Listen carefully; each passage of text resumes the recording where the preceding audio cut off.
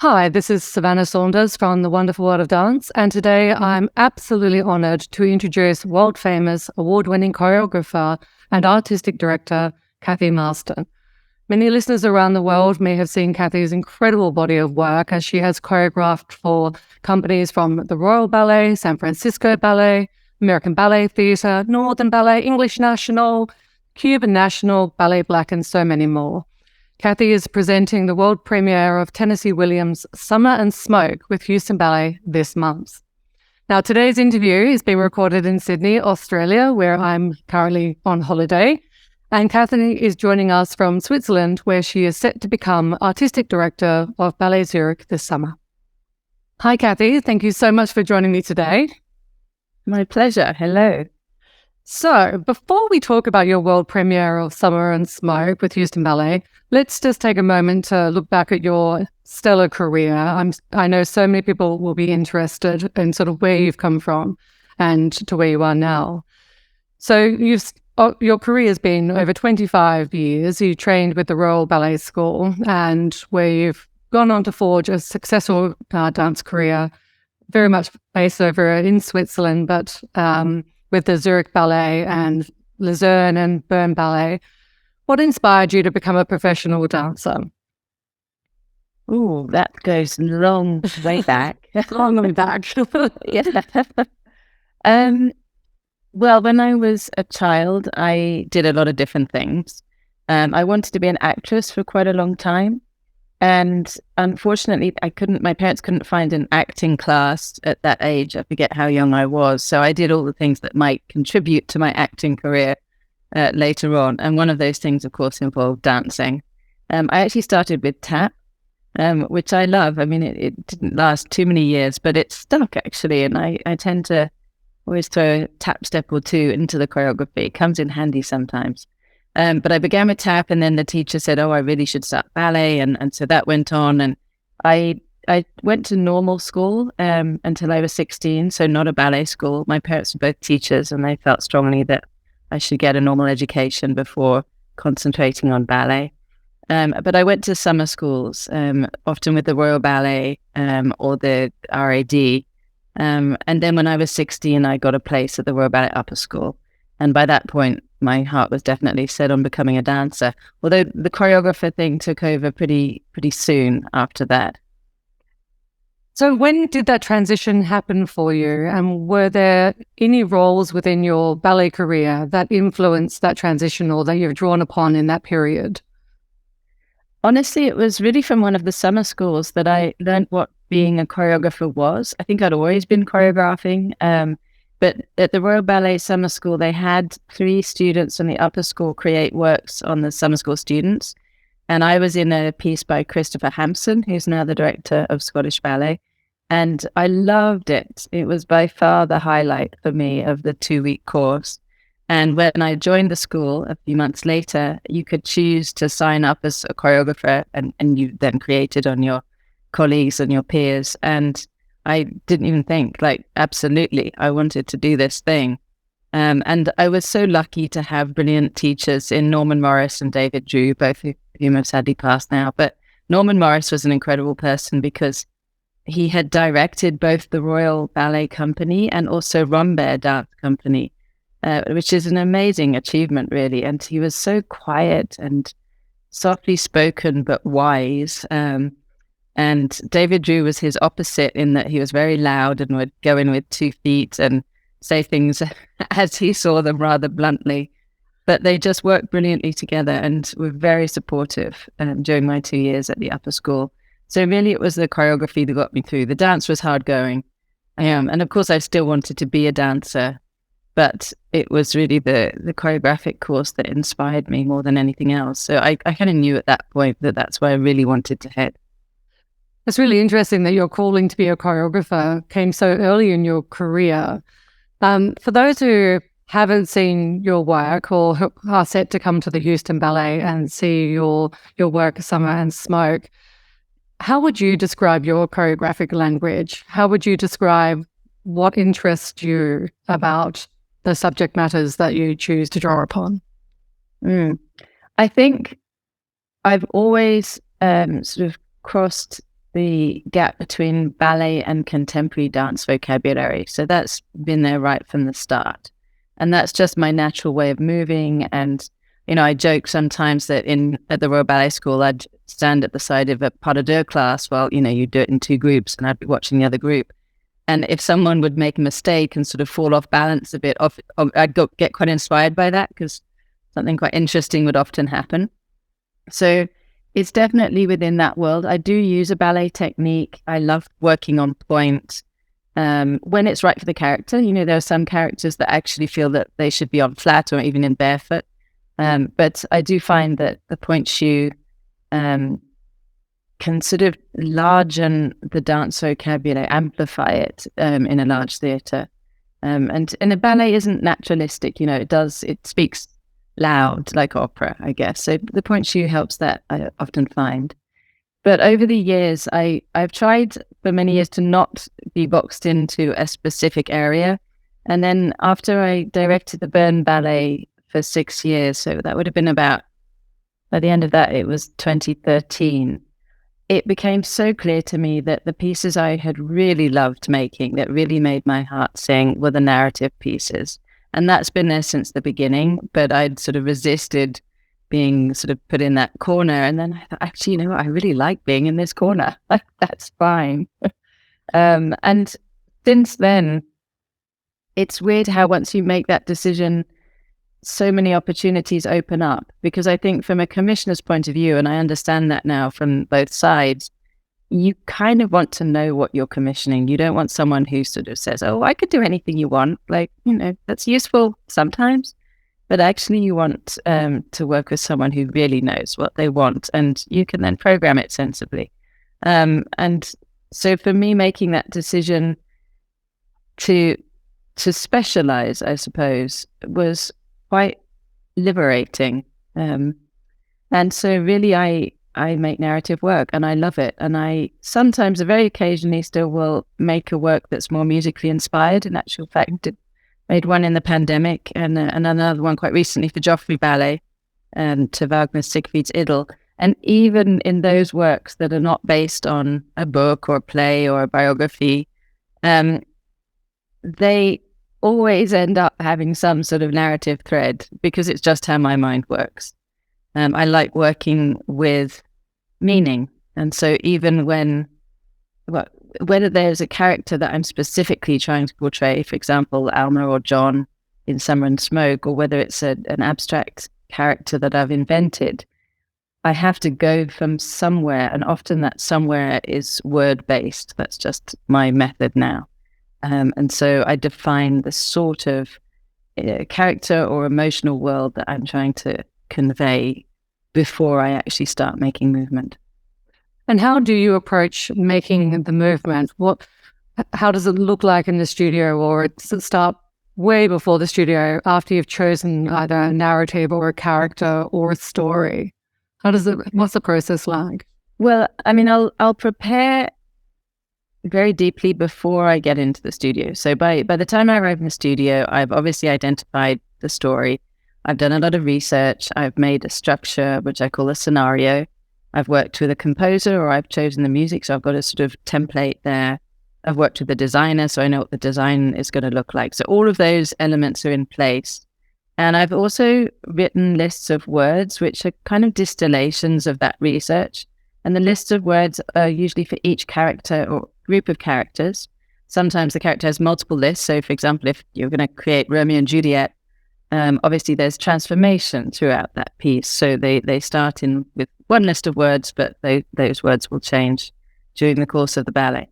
And I'll talk those through with the dancers, and often try and expand on them with the dancers, because I find that the more I can engage their minds early on with the character development or the character definition, it'll feed into the choreography straight away.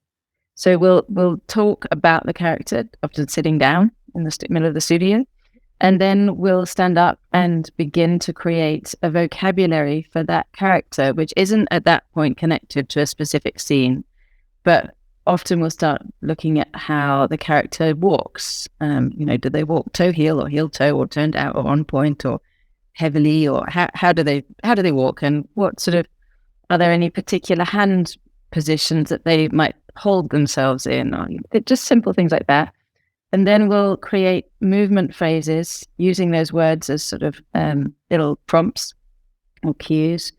And we'll have a few phrases for each character that we'll save in videos in different files. And it gives the dancers then vocabulary to draw on. So then when we get to the point after a few days or a week of when we settle into the rehearsals room, we're saying, okay, we're now working on this pas de deux or this group scene. They have things that they can offer me, because especially with group scenes, it's very difficult. You can't tell 10 people what to do all at the same time, unless it's a unison scene, which unison I use sparingly. I have sort of questions about unison sometimes. So if the dancers have something that they can bring to the table that they know is in the right world, you can do that more confidently and more fluently. And it's very collaborative. It's a collaborative process.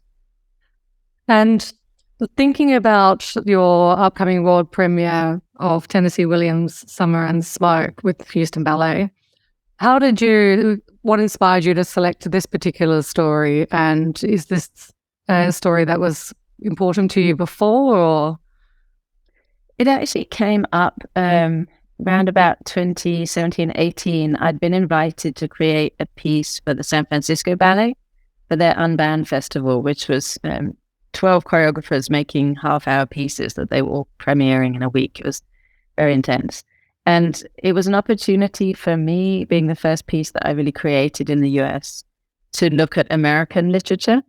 And so I read a ton, and for San Francisco actually fell upon Edith Wharton's novella Ethan Frome, and that became a ballet called Snowblind, which is actually currently being performed. It's just premiered in Atlanta, and it's going now to Nashville Ballet, and I'm actually going to bring it to Ballet Zurich in October as well. So that's having a lovely sort of current life. But in the course of finding that piece, I read some Tennessee Williams and came across Summer and Smoke. And that's sort of been in the back of my mind as a piece that I'd like to create. And then I was asked by American Ballet Theatre to make a new work, and I suggested Summer and Smoke, and so we were planning that. And then, of course, the pandemic came, and so things got delayed and shelved a little bit. And then Stanton Welsh asked me to make a piece for Houston Ballet, and I thought, gosh, actually Summer and Smoke would be great for Houston, being in the South and all of that. And as it was looking tricky for ABT in the wake of after the pandemic, I suggested, would both companies be interested in making this a co-production? And they were. So we decided to create it in Houston, and then in the autumn it will go to ABT at the Coke Theatre. How absolutely wonderful. What is the story of Summer and Smoke for those who haven't read the Tennessee Williams piece? Gosh, okay. It's basically about two characters, Alma and John. So Alma is the daughter of the reverend of this little small town. And she says quite often in the play, Alma is Spanish for soul. So she lives very much in her soul, in that kind of spiritual place. Whereas John, who's her next door neighbor, they've grown up sort of next door to one another. And John's the son of the local doctor and is a man of science and the body. And it's really those two contrasting worldviews that form the kind of engine of the piece. They, despite being kind of opposites, one might say, they are very attracted to each other. Well, isn't it? Despite, we're often attracted to our opposites, aren't we? And so there is this kind of love affair that develops, and it's the off and ons of that. They're drawn closer to one another. He's gone off to university. He comes back from university, and they're drawn closer to one another. But she just can't quite let go in her body. She can't quite let go physically into a sexual or sensual relationship with him, and he gets frustrated by that, and very frustrated by her approach, her religious approach to the world or spiritual approach to the world. And anyway, there's a turn of events which gets very tragic. John has a relationship with someone called Rose, who's much more sensual and party, into parties. And he has a house party, and Rose's parents, along with a load of other friends, come, and his father, who's out of town, comes home. Well, Alma calls his father and says, there's this crazy party going on at your house. Come and sort it out. Who is by that point gone next door to Alma. Anyway, he has a fight with Rose's dad, which ends up in him being shot. So I'm not explaining this very well, but no, you absolutely are. I can see the whole piece as, exactly as you say, a real narrative ballet.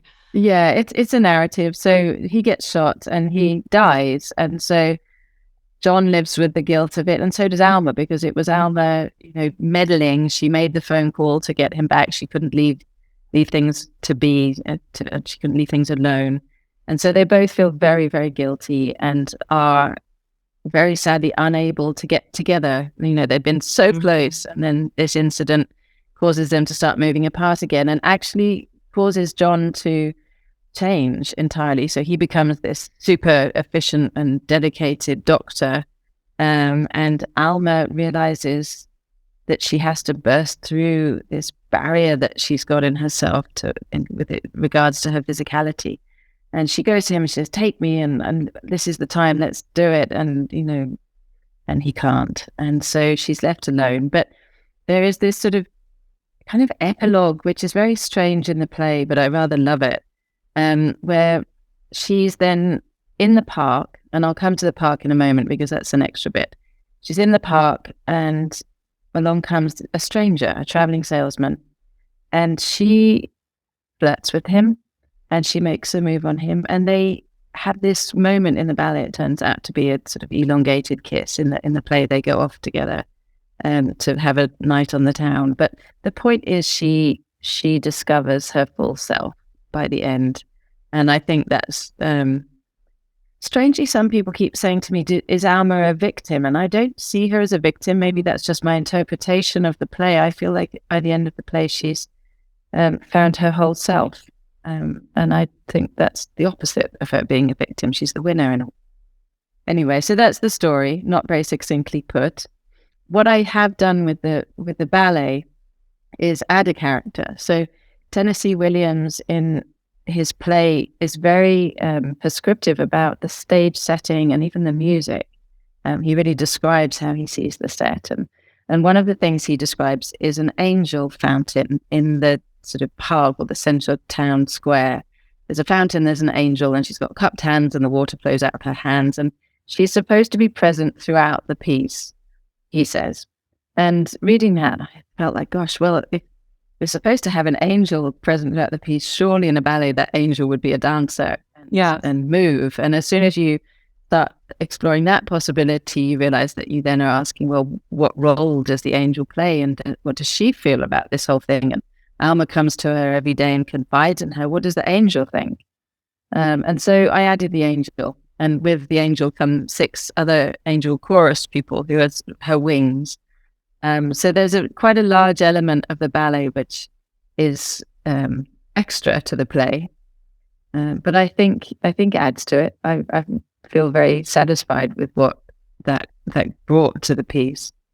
It sounds like you mentioned the sort of transformational love and tragedy, and sort of finding oneself in the journey. I can literally imagine the stage setting as you're talking about it. Very, very much a narrative. And when you were thinking about those words and starting to work with the dancers to create those unique gestures and steps and movements, what are some of the unique elements that came out in that work in the studio with the dancers that audiences will be able to sort of note when they see it on stage? Well, if you take Alma, for example, in the play, she's got this sort of nervous laugh and breathless. She gets breathless and her heart beats too fast. And so things like that, finding visual interpretations of those qualities. She's pulled often in 2 directions. So there's little hand gestures where she pushes something away and pulls it back at the same time. There's also, the dancers actually gave me this wonderful, good luck gift, some earrings in the sort of shape of an S. And they said, well, the S's are all over the piece. And I hadn't really thought about it, but they are the sort of, how do you call that? The yin and yang kind of side. Do you know what I mean? It's S wavy type shape. The set is in this shape. So you need a 2-level set really, or you need for the play, you need to be able to provide 2 separate spaces, one that could be John's house or surgery and one that could be Alma's, the rectory. And so we have 2 levels, but it's not sort of in a straight line across the back of the stage. There's a S-shaped curve to it. So you have a little fountain curve where there's the fountain the angel lives, and then there's a slightly larger platform in a circular shape. And there's also a lot in the choreography, which I think must have been a little subconscious. So the angel often moves with her arms in a one arm curved upwards and one arm curved downwards, and she swaps them in a sort of turning step. That's one of her motifs. And I think that probably, we must have talked about it to have got there, but I'd forgotten it, to be honest. But this sort of 2-way opposite arm motif is certainly integrated into a fair bit. And the swirl, the sort of circular swirl of everything is part of the choreography. And then John, of course, has different characteristics. So his material is blunter, I would say. So he uses sometimes flexed feet, or he'll do joking things like he'll sort of jump into a forward roll and he'll surprise her. He often has his hands in his pockets. He's more sunken into his lower back and his hips, and a bit more casual. That's the sort of thing. Yeah, again, I could immediately visualize those movements and motifs you've mentioned. And what would you love audiences to take away from seeing this piece? I think there's 2 things. I mean, hopefully they will engage with this story and feel moved by this story and feel, as the angel does, proud of Alma or happy for Alma, I guess, at the end when she actually steps into the fountain at the end and sort of splashes herself and sort of renews herself, starts life again in a way. So I hope there will be a certain engagement with that journey. And I suppose in a slightly more philosophical perspective, I feel like we are in a time in the world where there's this pressure to choose, are you in this camp or that camp, on so many different themes. I'm British, of course. The Brexit was a big thing. Are you pro-Brexit or against Brexit? Oh, I mean, there's so many subjects. You have to be one thing or another thing. And I think Alma and John are such a clear example of that. Like, do you go through life from a religious perspective or a bodily perspective? And actually, it doesn't need to be that cut and dry. There's so much space in between those 2 polarities. And I hope that if you did spend time thinking about that, having seen the piece or read the piece, that you might be encouraged to look at other people's points of view a bit more. Yeah, absolutely. And of course, one of the points of view is that you are a female choreographer, which is absolutely wonderful. We need more diverse voices and women choreographers, of course. And I noted that you're going to be one of 12 women, or the 12th woman who's choreographed a world premiere for the Houston Ballet. And Summer and Smoke is part of 27%, getting into percentages of works announced by the company in the 22-23 season that's choreographed by women. What has been your experiences as a female choreographer and your view on the importance of the visibility of women choreographers? My experience goes back a long way now. So I mentioned David Joe Norman Morris at the beginning. Interestingly, that was back in 1994 that I was at the Royal Ballet School, and they really drew it to my attention that there were so few, almost no female choreographers, and were very encouraging from that perspective. I think they would have been encouraging anyway, quite honestly, but they made sure that I was aware of the situation. Did I feel that it was a problem? Yes, probably in ways, that would be another interview to go into the detail of that. But over the years, I think I did feel that there were difficulties that I had to get over or around, but it certainly has started to change in a massive way. So I guess what would that be, maybe 10 years ago now, there were a few people that started to really speak up. And one of them was a critic for The Observer, Luke Jennings. And I remember he wrote a significant article, must have been for The Observer in the UK. But it kind of took on some momentum, I think. And I'm guessing at 10 years, I haven't gone back and looked at that precisely, but it feels like certainly in the last sort of 5 or 6 years, things have really started to change. And in America, the Dance Data Project is making a difference, really, bringing, as you say, the statistics clearly to the table. And then, of course, there is the question. I don't like being called a female choreographer, and as director of Ballet Zurich, as you say, I'll be starting in the summer there. And I actually just wrote an email to our press department saying, please never put the word female in front of the word choreographer. Yeah. I don't want it. I don't want to see it, because we will have choreographers of all genders or any genders. Yeah, absolutely. On stage, and they're there because I love their work. Yeah. Having said that, I do think it's important to be aware of the diverse voices that you are bringing and giving opportunities to. So I'm sort of, I can understand both points of view, but it does bother me in press material to use those words together, because you would never do it for a male choreographer. No. You will never get a program of, and I understand that the reason that it happens sometimes is all for all good intentions, so I can live with it. And I am sometimes in programs that are described as programs of 3 or however many female choreographers, and it's okay. But it won't be the approach I'll take in Zurich. Annoyingly, in German, in the German language, it's defined. So choreograph or choreographin is you hear it straight away. I don't know. So I don't. Maybe that's not annoying. Yeah, you hear the gender. Yeah, you hear who you are. Yeah, in the simple word without making a big deal of it. But yeah. Anyway, the point being, I think we're going in the right direction, and there's still some way to go. Yeah, it's movement is happening.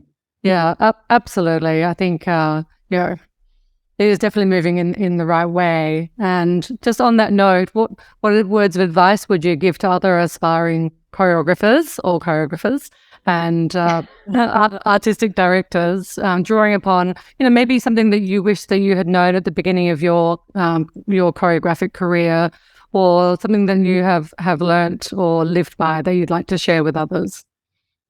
Oh my God. I know, in Speak Quest, I always ask it, but because I love it. I love. I mean, you have to just stick with it. I mean, I really have had a slow burn career, and I think ultimately that's probably the big difference that I see between my trajectory and that of male colleagues and peers of a similar generation. It's just happened slower. Yeah. And I don't regret that at all, because it's given me time to find my way.